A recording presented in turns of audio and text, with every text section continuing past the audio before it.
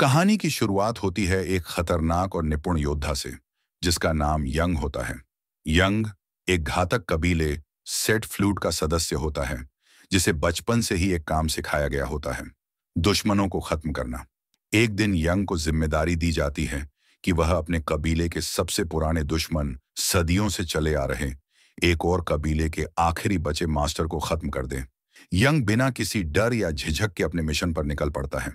जैसे ही वह दुश्मन की धरती पर पहुंचता है, वह एक ही झटके में वहां के सारे योद्धाओं को मौत की नींद सुला देता है। फिर आखिर में वह उस दुश्मन कबीले के मास्टर को भी बड़ी आसानी से मार देता है। लेकिन कहानी में मोड़ तब आता है जब उसे वहां एक छोटी सी मासूम बच्ची दिखाई देती है। वही बच्ची जो मारे गए मास्टर की बेटी होती है। यंग के पास उसे मारने का आदेश होता है, लेकिन जब वह बच्ची मुस्कुराकर उसकी ओर देखती है, तो यंग का दिल पिघल जाता है। वो उसकी मासूमियत और मुस्कान को देखकर उसे नुकसान नहीं पहुंचा पाता। एक ऐसा योद्धा जिसने हजारों की जान ली थी, आज एक नन्ही सी बच्ची के लिए अपने कबीले के खिलाफ खड़ा होने वाला था। यंग जानता था कि अगर उसने इस बच्ची को जिंदा छोड़ा, तो उसका अपना कबीला उसे गद्दार मान लेगा और उसे भी मार डालेगा। फिर भी वो बच्ची को अपने साथ लेकर वहां से भाग जाता है। लेकिन जैसा उसे डर था, वैसा ही होता है। उसके अपने ही कबीले के योद्धा उसका पीछा करते हैं और उस बच्ची को मारने की कोशिश करते हैं। अब यंग के सामने एक ही रास्ता बचता है: अपने ही साथियों को खत्म करना। वो अपनी तलवार उठाता है और एक एक कर अपने ही कबीले के योद्धाओं को मार देता है, सिर्फ उस मासूम बच्ची को बचाने के लिए। इसके बाद यंग हमेशा के लिए अपने पुराने जीवन को छोड़ देता है और अमेरिका के एक सुनसान से शहर लॉर्ड की ओर निकल पड़ता है, जहां उसका पुराना दोस्त स्माइली कभी रहा करता था। कई दिन सफर करने के बाद आखिरकार यंग उस वीरान से शहर में पहुंचता है, जहां पर अब ना भीड़ होती है और ना ही कोई रौनक। शहर में कदम रखते ही उसकी मुलाकात होती है रॉन नाम के एक शराबी से, जो हर वक्त नशे में रहता है। उसी समय वहां ईट बुल नाम का एक आदमी आता है। यंग उसे अपने दोस्त स्माइली की तस्वीर दिखाता है और उसका पता पूछता है, लेकिन ईट बुल उसे बताता है कि स्माइली अब इस दुनिया में नहीं रहा। 2-3 साल पहले ही उसकी मौत हो चुकी है। यंग को यह सुनकर गहरा झटका लगता है। स्माइली, जिसका भरोसा करके वो इतनी दूर आया था, अब इस दुनिया में नहीं रहा। ईट बुल उसे बताता है कि स्माइली यहाँ एक लॉन्ड्री चलाया करता था। यंग उस लॉन्ड्री की ओर बढ़ता है और वहां उसकी मुलाकात होती है एक खूबसूरत लड़की से, जो अब उस लॉन्ड्री को संभाल रही थी। वो लड़की हैरान होकर यंग से पूछती है, तुम स्माइली को कैसे जानते हो? यंग शांत आवाज में जवाब देता है, वो मेरा बचपन का दोस्त था, मेरा इकलौता दोस्त। जब यंग लॉन्ड्री में काम कर रही लड़की लिन से मिलता है, तो वह उसे देखकर पूछती है कि क्या वो अपनी बेटी के साथ अकेले आया है। लेकिन यंग शांत आवाज में जवाब देता है कि ये बच्ची उसकी बेटी नहीं है, बल्कि इसके असली माता पिता मारे जा चुके हैं। यह सुनकर लिन का दिल दुखी हो जाता है और वो उस मासूम बच्ची का नाम अप्रैल रख देती है और यंग से कहती है कि वो चाहे तो वहीं उसके साथ रह सकता है, लेकिन बदले में उसे लॉन्ड्री के काम में मदद करनी होगी। यंग ईमानदारी से कहता है कि उसे कपड़े धोना नहीं आता, लेकिन लिन मुस्कुराकर जवाब देती है कि कोई बात नहीं, वो उसे सब कुछ सिखा देगी। अगले दिन यंग लॉन्ड्री में बैठा होता है, तभी कुछ लड़के वहां आते हैं और उसे अपने कपड़े धोने को देते हैं, लेकिन साथ ही उसका मजाक भी उड़ाने लगते हैं। तभी ईट पुल वहां आकर उन्हें डांट कर भगा देता है और फिर यंग को खाने के लिए अपने साथ ले जाता है। रास्ते में यंग देखता है कि लिन अकेले ही निशानेबाजी की प्रैक्टिस कर रही है, जिससे वह समझता है कि इस लड़की के अंदर भी कोई पुराना जख्म जरूर छुपा है। दिन बीतते जाते हैं और यंग धीरे धीरे इस नए माहौल में घुलने मिलने लगता है। वह लॉन्ड्री में काम करता है, गांव के बच्चों से हंसता खेलता है और यहां तक कि वह उस बंजर रेगिस्तान जैसी जमीन पर फूलों का एक खूबसूरत बगीचा भी उगाने की कोशिश करता है, जिसमें गांव वाले भी उसका साथ देते हैं। कुछ ही हफ्तों में वहां रंग बिरंगे फूल खिलने लगते हैं और सब लोग नन्ही अप्रैल को बहुत प्यार करने लगते हैं, जिससे यंग को पहली बार यह एहसास होता है कि किसी चीज को खत्म करना तो बहुत आसान होता है, लेकिन उसे बनाना, उसे संवारना, उसके लिए मेहनत, वक्त और धैर्य चाहिए होता है। एक दिन जब यंग ईट बुल के साथ बैठकर कार्ड खेल रहा होता है, तो वह दूर से देखता है कि लिन एक छोटे बच्चे की कब्र पर फूल चढ़ा रही है। यह देखकर यंग का मन बेचैन हो उठता है और वह ईट बुल से पूछता है कि वो किसकी कब्र है। तब ईट बुल एक बहुत ही दर्दनाक सच्चाई बताता है। वो कहता है कि जब लिन सिर्फ 16 साल की थी, तब कर्नल नाम का एक निर्दयी डाकू अपने गिरोह के साथ इस शहर में घुस आया था और पूरे कस्बे को लूट लिया था। लेकिन उसकी सबसे घिनौनी आदत ये थी कि वो सारी लड़कियों को एक लाइन में खड़ा करके उनके दांत चेक करता था, और जिसके दांत सुंदर, सफेद और पूरे होते थे, उसी को अपनी हवस का शिकार बनाता था। और उसी दिन लिन के माता पिता और छोटे भाई को भी उसके लोगों ने पकड़ लिया था, जबकि लिन को खुद कर्नल ने चुना था। यही वो दिन था जब लिन के दिल में दर्द, बदला और बहादुरी की आग एक साथ जलने लगी थी। जब कर्नल लिन को अपनी हवस का शिकार बनाने के लिए उसके पास बुलवाता है, तो मौका देखकर लिन पास में रखे गरम तेल में बना खाना उठाकर कर्नल के मुंह पर फेंक देती है और वहां से भागने की कोशिश करती है। लेकिन तभी गुस्से से पागल हुआ कर्नल बाहर आता है और दौड़ती हुई लिन को गोली मारकर गिरा देता है। ये देखकर लिन के पिता भागकर अपनी बेटी को बचाने आते हैं, लेकिन कर्नल बिना एक पल गंवाए उन्हें गोली मार देता है। इसके बाद वह लिन की मां और छोटे भाई को भी बिना किसी दया के मार देता है। ये सारी दर्दनाक घटना लिन की आंखों के सामने घटती है, लेकिन खुद लिन भी घायल होकर वहीं गिर जाती है। रॉन यंग को बताता है कि जब वे लोग लिन के परिवार को दफनाने पहुंचे तो देखा कि लिन अभी भी सांसें ले रही थी। फिर वे उसे घर लाए, उसका इलाज किया और धीरे धीरे वह ठीक हो गई। लेकिन तभी से लिन ने अपने दिल में एक कसम खा ली कि वह एक दिन कर्नल को मारकर अपने परिवार के खून का और उन तमाम लड़कियों की इज्जत का बदला जरूर लेगी जिनके साथ कर्नल ने दरिंदगी की थी।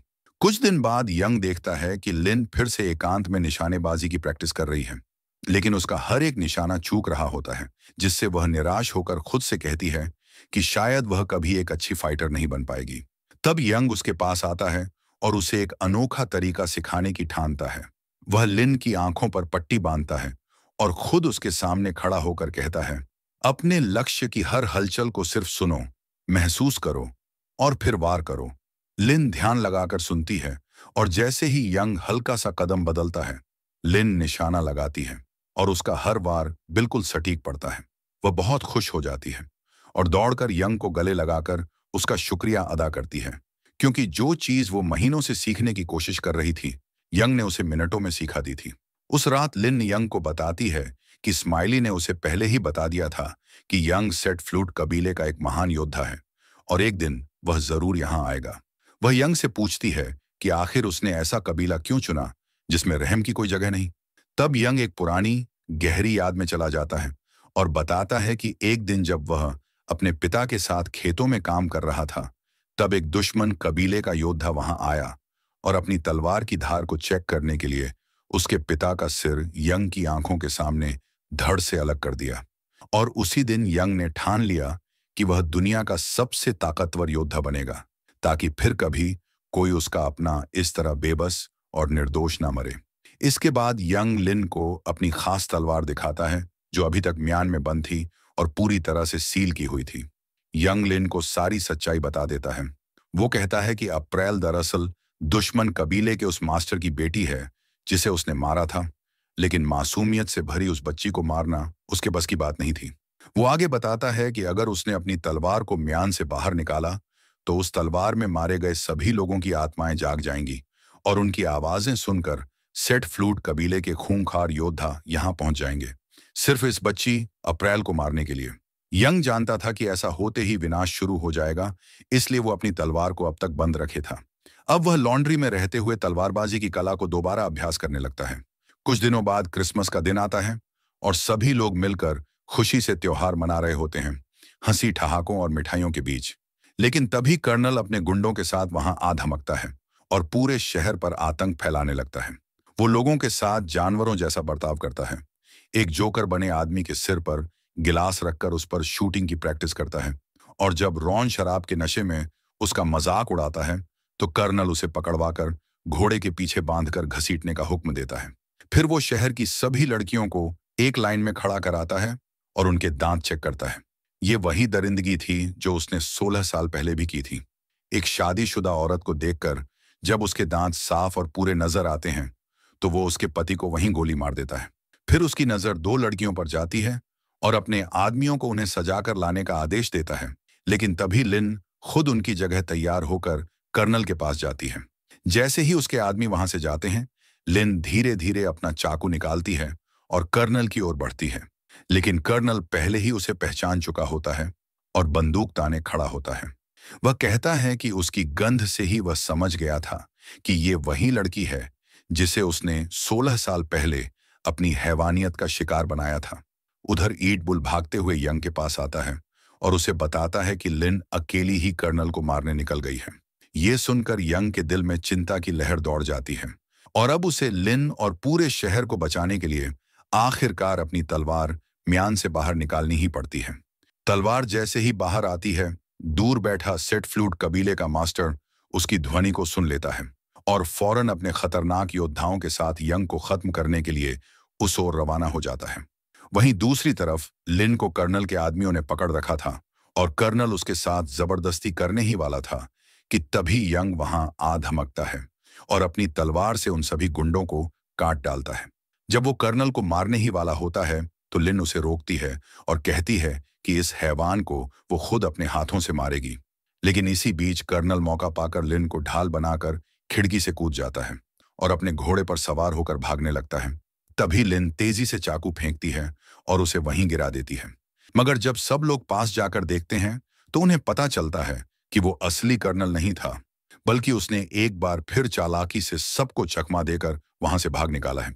इसके बाद यंग सबको बताता है कि अब जब उसकी तलवार म्यान से बाहर निकल चुकी है तो उसका कबीला यानी सेट फ्लूट के खतरनाक योद्धा कभी भी यहां आ सकते हैं और वो अप्रैल को मारने ही आएंगे। इसलिए अब यंग का यहां रहना खतरनाक है और उसे तुरंत चले जाना चाहिए, वरना उसकी वजह से सबकी जान खतरे में पड़ सकती है। लेकिन तभी ईट बुल कहता है कि कर्नल तो अभी भागा है और वो अगली बार अपनी दोगुनी ताकत के साथ वापस आएगा। ऐसे में अगर यंग भी चला गया तो हम उसका मुकाबला कैसे करेंगे? लोग चिंता जताते हैं कि बिना हथियारों के हम कर्नल से कैसे लड़ेंगे। लेकिन तभी एक आदमी रॉन की तरफ इशारा करता है और कहता है कि इसके पास कुछ खास है। रॉन सबको अपनी बीवी की कब्र खोदने को कहता है और जब वो कब्र खोदी जाती है तो वहां से बहुत सारे छुपे हुए हथियार मिलते हैं। दरअसल रॉन की पत्नी की आखिरी ख्वाहिश थी कि वो जिंदगी में कभी हथियार न उठाए, लेकिन अब हालात ऐसे हैं कि रॉन को अपनी बीवी से किया हुआ वादा तोड़ना पड़ता है। इसके बाद पूरा गांव मिलकर बंदूक चलाने और लड़ाई की ट्रेनिंग लेने लगता है, क्योंकि अब उन्हें पता है कि बहुत बड़ी जंग आने वाली है। दूसरी तरफ अगला दिन बहुत ही खतरनाक साबित होने वाला था, क्योंकि अब कर्नल अपने दर्जनों आदमियों के साथ पूरे शहर की ओर तेजी से बढ़ रहा था। लेकिन यंग अब पहले से तैयार था। उसने अपनी तलवार को पूरी ताकत से म्यान से बाहर निकाल लिया था और शहर के बीचों बीच डटकर खड़ा हो गया था। वहीं दूसरी तरफ रॉन भी पूरी प्लानिंग के साथ ऊंचे टावर पर चढ़ा हुआ था ताकि वह दुश्मनों पर ऊंचाई से सही निशाना साध सके। जैसे ही कर्नल और उसके लोग शहर में घुसते हैं, रॉन एक डायनामाइट पर गोली चला देता है, जिससे एक जोरदार धमाका होता है। इस ब्लास्ट में कर्नल के कई आदमी वहीं मारे जाते हैं और चारों तरफ धुआं फैल जाता है। इसी अफरा तफरी का फायदा उठाकर यंग अपने हाथों में तलवार लेकर कर्नल के आदमियों को काटना शुरू कर देता है। उसी दौरान रॉन लगातार दूसरी तरफ से दुश्मनों पर फायरिंग कर रहा होता है, जिससे कर्नल को गुस्सा आता है और वह अपने कुछ खास आदमियों को टावर की ओर भेजता है ताकि वह रॉन को मार सके। लेकिन रॉन पहले ही चतुराई से रस्सी के सहारे नीचे उतर जाता है और उसके जाते ही टावर पर लगाए डायनामाइट में फिर से विस्फोट हो जाता है। इससे कर्नल के और लोग मारे जाते हैं। अब कहानी में नया मोड़ आता है। सेट फ्लूट कबीले के घातक योद्धा वहां पर पहुंच जाते हैं। उन्हें देखकर सभी लोग डर जाते हैं, क्योंकि यंग पहले ही बता चुका था कि अगर उसने अपनी तलवार निकाली तो उसके कबीले वाले यहां आ जाएंगे और अप्रैल की जान ले लेंगे। इसलिए लिंग और रॉन मिलकर अप्रैल को एक सुरक्षित जगह पर भेजने की योजना बनाते हैं। लेकिन सेट फ्लूट और कर्नल के लोग मिलकर शहर पर हमला कर देते हैं। कर्नल के लोग आम नागरिकों पर भी गोलियां चलाने लगते हैं, जबकि सेट फ्लूट के योद्धा अपनी धारदार तलवारों से सभी को काटते जा रहे थे। इधर यंग को देखकर सेट फ्लूट का मास्टर बेहद गुस्से में आ जाता है, क्योंकि यंग ने अपनी कबीले की परंपरा तोड़ी थी। अब यंग अपनी जान की परवाह किए बिना लिंग और अप्रैल को बचाने के लिए सेट फ्लूट के अपने ही कबीले के योद्धाओं से भिड़ता है। वो एक एक करके उन सबको मारता जा रहा होता है, लेकिन दुश्मनों की संख्या ज्यादा थी। फिर यंग, लिंग और अप्रैल को लेकर एक घर में छिपने की कोशिश करते हैं, लेकिन वहां भी सेट फ्लूट के कुछ योद्धा आ धमकते हैं। अब लिंग तुरंत समझ जाती है कि अप्रैल को यहां रखना सुरक्षित नहीं है, इसलिए वह ईट बुल को अप्रैल सौंपती है और कहती है, इसे किसी महफूज जगह पर ले जाओ, मैं यहां लड़ती हूं। इसके बाद लिंग खुद तलवार उठाकर उन खूंखार योद्धाओं से भिड़ जाती है। वो और यंग मिलकर उन सबको खत्म करते हैं और जब घर से बाहर निकलते हैं तो देखते हैं कि ईट बुल बुरी तरह घायल पड़ा है। वो हांफते हुए कहता है, कर्नल अप्रैल को छीन कर ले गया है, और इतना बोलते ही उसकी सांसें थम जाती हैं। दूसरी तरफ कर्नल अप्रैल को उठाकर एक सुनसान घर में ले जाता है और अपने खास आदमियों को बाहर खड़ा कर देता है ताकि कोई अंदर ना आ सके।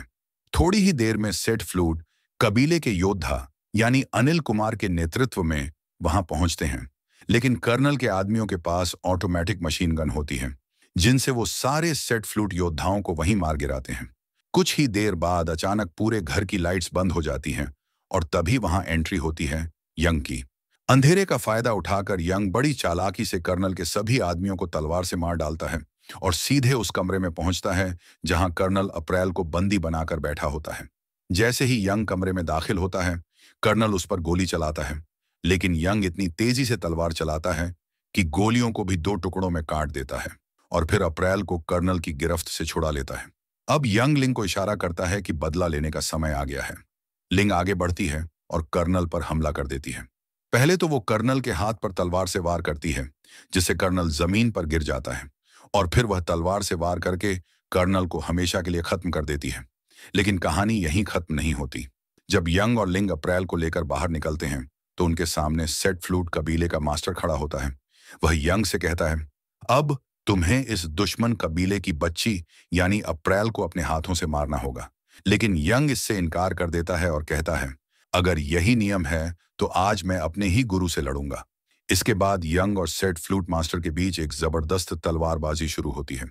दोनों के बीच खतरनाक फाइट होती है, लेकिन आखिरकार यंग जीत जाता है और मास्टर का गला काट देता है। मरने से पहले मास्टर आखिरी बार कहता है, तुम इस बच्ची को दुनिया में कहीं भी छिपा लो, सेठ फ्लूट के लोग उसे ढूंढ निकालेंगे। इसके बाद यंग लिंग के पास आता है, जो अप्रैल को अपनी गोद में लिए बैठी होती है। यंग कहता है, अप्रैल का ध्यान रखना, अब मुझे यहां से हमेशा के लिए जाना होगा, क्योंकि जब तक मेरी तलवार इस दुनिया में है, सेठ फ्लूट के योद्धा मुझे ढूंढते रहेंगे। इतना कहकर यंग सबको छोड़कर दूर चला जाता है। कुछ महीनों बाद हम देखते हैं कि यंग एक बर्फीली पहाड़ी जगह पर अकेला रह रहा होता है। तभी वहां अचानक सेठ फ्लूट के कुछ और योद्धा उसे ढूंढते हुए पहुंच जाते हैं। यंग एक बार फिर अपनी तलवार म्यान से बाहर निकालता है और आखिरी लड़ाई के लिए तैयार हो जाता है, और इसी के साथ ये जबरदस्त एक्शन से भरी इमोशनल फिल्म खत्म हो जाती है।